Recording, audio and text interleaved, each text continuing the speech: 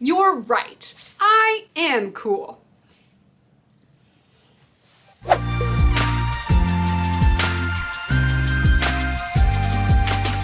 This is gonna be awesome! Hello, super friends, and welcome back to another episode of Superhero Saturday, where we talk about the arts of superheroes, storytelling, and so much more.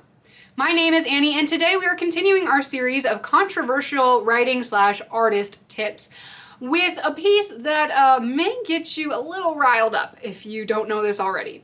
And that is this: your first idea is not your best idea. Look, I've been an artist for a long time, and I've been through the artistic process from start to finish thousands of times. You get struck by inspiration like lightning out of the blue. Your imagination machine roars into action. Your heart starts pumping. You put the pencil to the page and your excitement mounts. This is it. This is going to be the greatest thing in the history of your art form ever.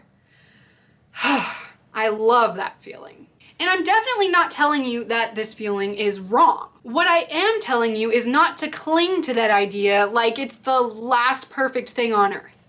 Imagine, if you will, throwing down that first piece of clay on the spinny wheel thing. I don't know, I haven't made too many pots in my day. You can imagine, as the artist, what the end product will look like. Probably.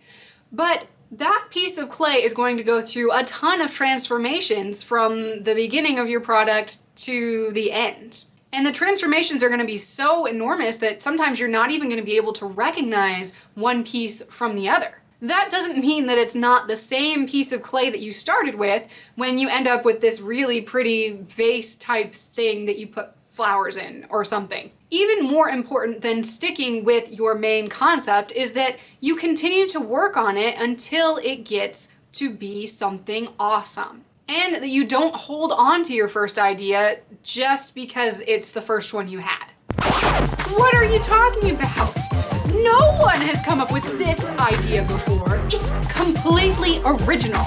If I throw away this idea, then I won't be the first one to do it. Ew. I have very strong feelings about the word original, but that's kind of a topic for a different video. Suffice it to say that you just had this idea. So it's very likely that somebody somewhere has already thought about it before. You just may not know about it. That's not a bad thing either, though. Let's think about this in terms of superhero history. Who is the first superhero you think of when someone says the word superhero?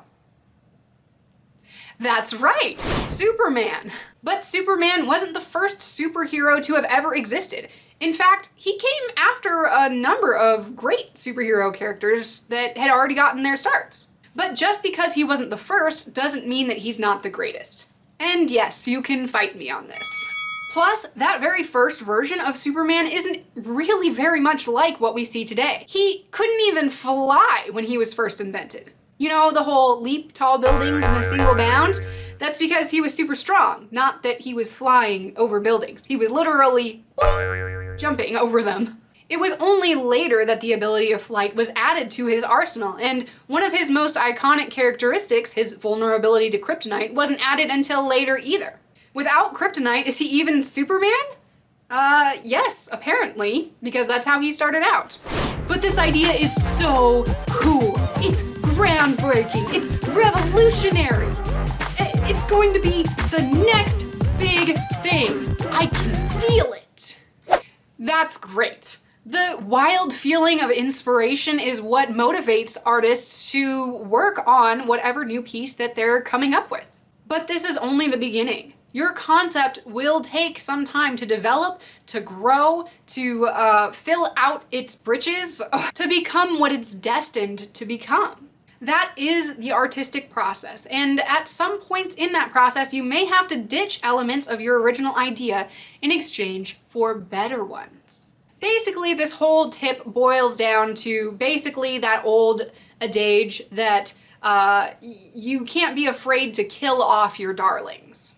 You, as the artist, need to be aware of your art And you need to give yourself the opportunity to come up with a whole brainstorm of great ideas to go along with it, so that you can pick and choose the best ones that match with what makes you happy.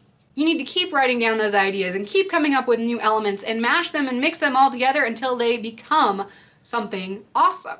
For example, if you take a look at my very first drawings of the original Fearless 9 characters, you might not even recognize them. At one point, Haley Hendricks was actually a high schooler who was an insufferable know-it-all with blue hair, and her name was Mackenzie Lawrence. I don't know where I got that idea for that name, but that was what I was going with at the time. I've made about 1 million decisions since then that have made that character better, and now she is really what she was always supposed to be. Although she's still a little bit of a know-it-all, and she does have blonde hair instead of blue hair, so is that better or not? I don't know. It's more of what I was looking for, though. It just took some time to develop, and I had to be brave enough to brainstorm new ideas and pick and choose to apply those to that character in exchange for the ideas that maybe I had at first that weren't as strong. Otherwise, she would never have been as cool as she is now. And if you haven't been through that artistic process yourself, just think about it like you as a person. You are a way cooler person now than you may have been in the past, and that's because you've taken the time to develop your own character, to further your own skills and talents, to pick and choose one style of clothing over another, to just become a better person. Give your characters, your story, your art the same opportunity that you've given yourself, and continue to work on it. And I guarantee that you'll end up with something even cooler than you could possibly imagine. You know what? You are right. I am cool. And I can be brave too. Just make sure to keep everything that you make, if only to look back and see how far that you've come. Oh, of course. Let me just go get that thing. Oh. Got it. Thanks so much for watching, Super Friends. If you enjoyed this video, go ahead and give us a big thumbs up and subscribe to the channel if you want to see more artistic and superheroic content every single Saturday.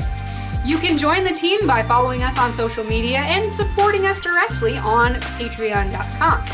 If you want to see my own superhero characters in action and my artistic process at the finished point, you can go to our website at www.fearless9.com and pick up a book series that may just become your new favorite. Thanks again for watching, Super Friends, and we'll see you next week.